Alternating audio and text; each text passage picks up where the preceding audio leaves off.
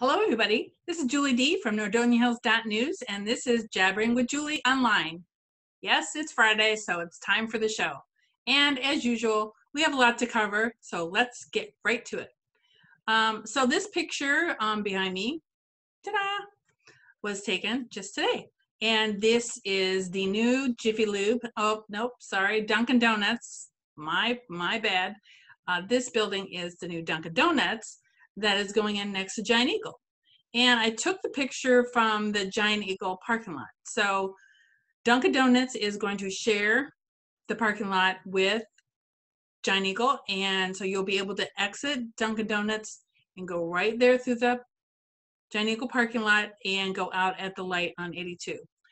So you'll be able to get in and out that way. And there's also going to be a right in, right out on Route 82.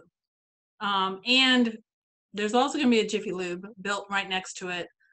It's going to be on the other side. So the Dunkin' Donuts is closer to Giant Eagle, if you can get an idea what that's going to be like. Now, we've stated this before, and there's millions of, I might be exaggerating, but there's a lot of comments on our Facebook posts about this project, and people say, why do we need another Dunkin'? Wait, there's one just down the street. And at the planning meeting, the Dunkin' representatives said that they've done their research, and when people are getting their coffee in the morning, they want to turn right to get in and then right out on the way to work.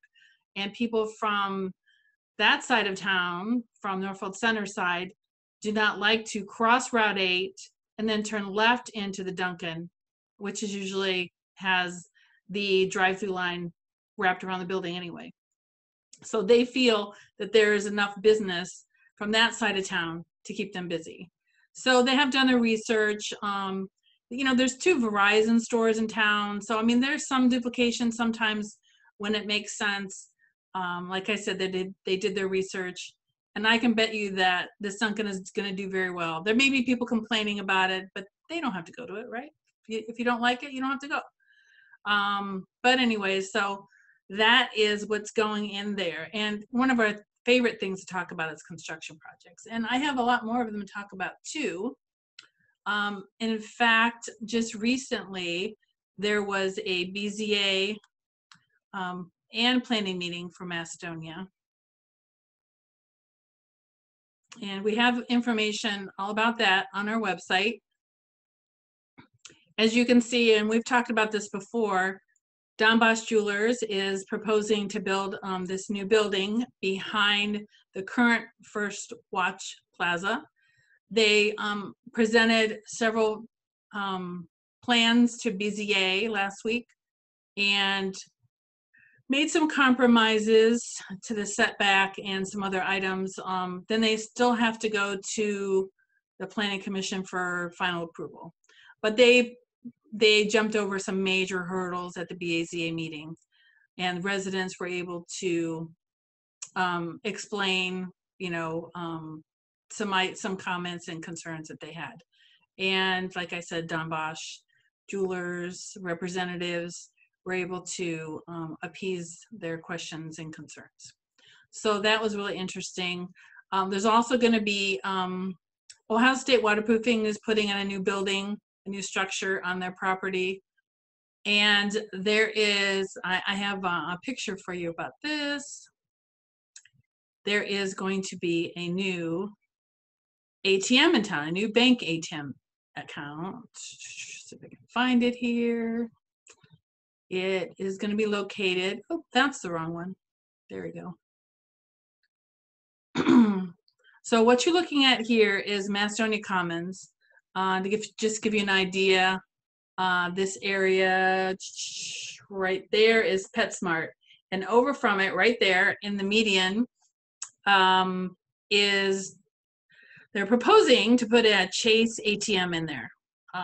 There was a lot of discussions about it, and they got some variances, and there's still some final work that needs to be done before they get final approval. But that entrance that you see there is the entrance that doesn't currently have a light. Like I said, if you look straight from this road into the plaza, you'll see PetSmart and Fuji Japanese restaurant. So just to kind of give you an idea where that's going to go. So they talked about that at the BZA meeting and also the Macedonia planning meeting. So I gave you the update about that, and then let's see what else I have to share with you. There's just so much going on, and I know I keep saying that, but it's true. I don't believe. Let me see if I have a picture for you. Oh, I think that was the picture I shared with you before. Macedonia announced at their meeting that they are finally going to start construction on the Route 8, right in, right out project. It's going to be in this empty lot that you see behind me, in between Culver's and Chipotle. There's just enough room there to do a curb cut. So there'll be another entrance into the shopping center, which is very much needed. Just imagine if there was a car accident on the entryway into the plaza there, there would be no way to get in and out if that area was blocked off. So it'll be really nice to have another way. It'll alleviate some of the traffic. There's a lot of, restaurants in the area there that get backed up. So this is supposed to help a lot of those concerns. And again, as I said, you only will be able to get in from, if you're coming south on Route 8, you'll be able to turn right, and then you'll be able to leave right turn only. So we'll see how it all plays out. But anyways, they're going to start the project finally on Monday. They've been talking about this project ever since, actually, when they built the plaza. There was a lot of discussions about why did they not put a curb cut on that side. So they've been talking about it since then, and we've been hearing about the plans for at least 3 years. So hopefully that project will help alleviate some of the problems in that area. And what else do we have for you? So I think I mentioned this last time. Cleveland Car Wash is putting in a new car wash on Freeway Drive. They started clearing the location. So this is right when you're north on Freeway Drive and you're gonna get ready to go on the freeway. This is right there. So I have another picture for you.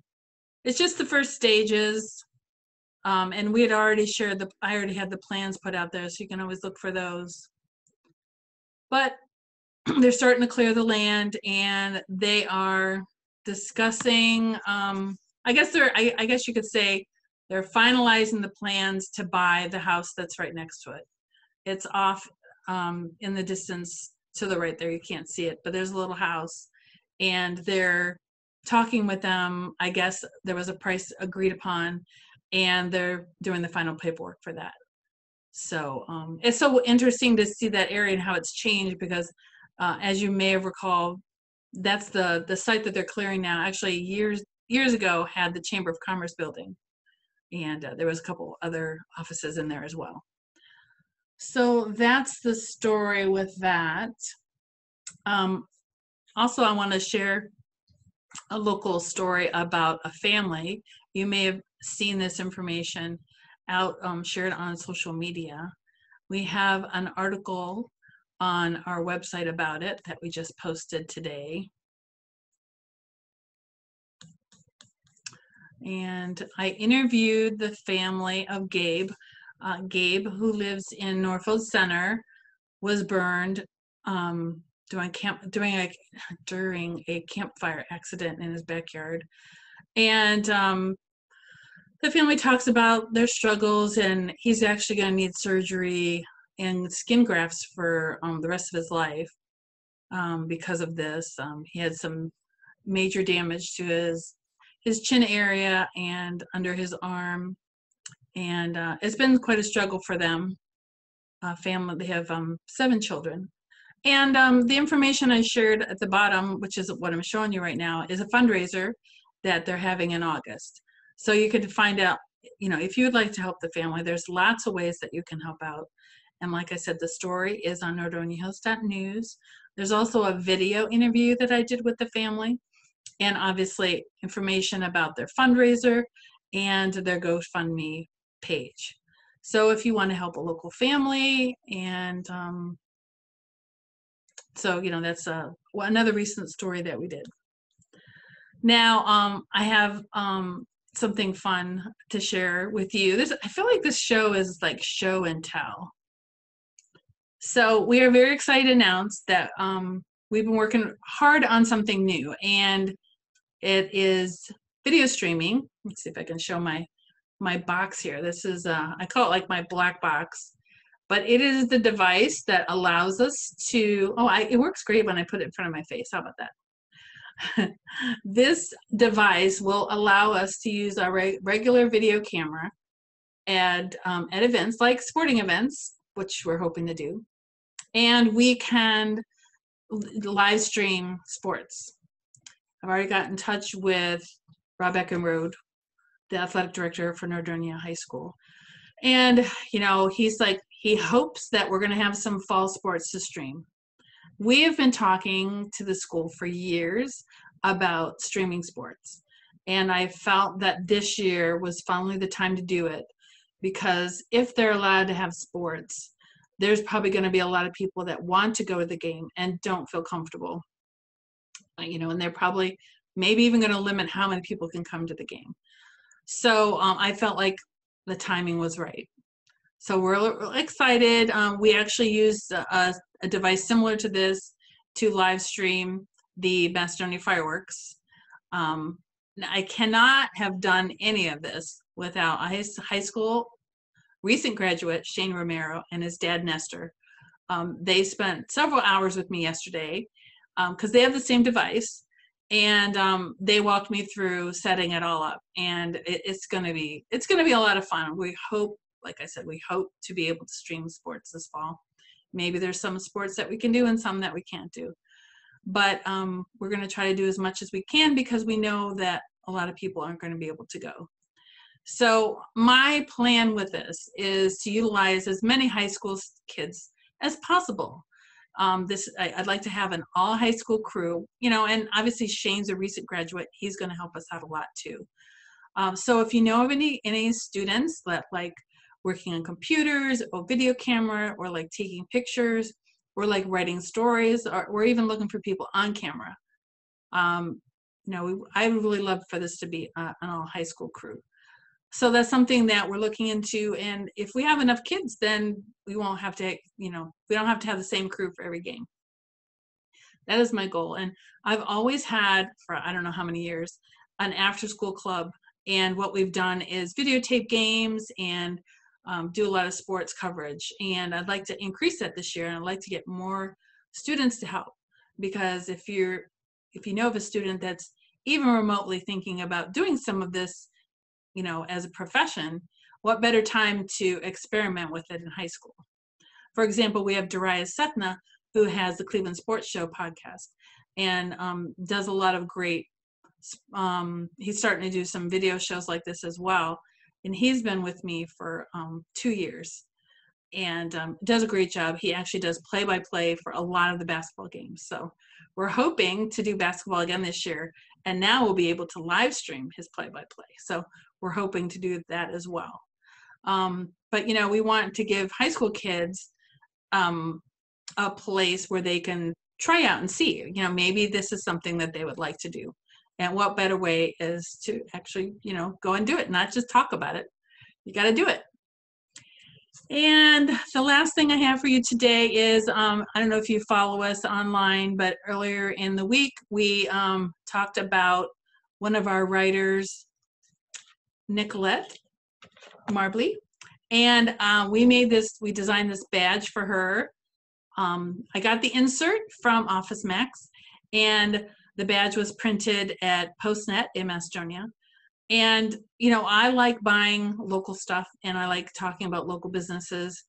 And Dave at PostNet did a great job.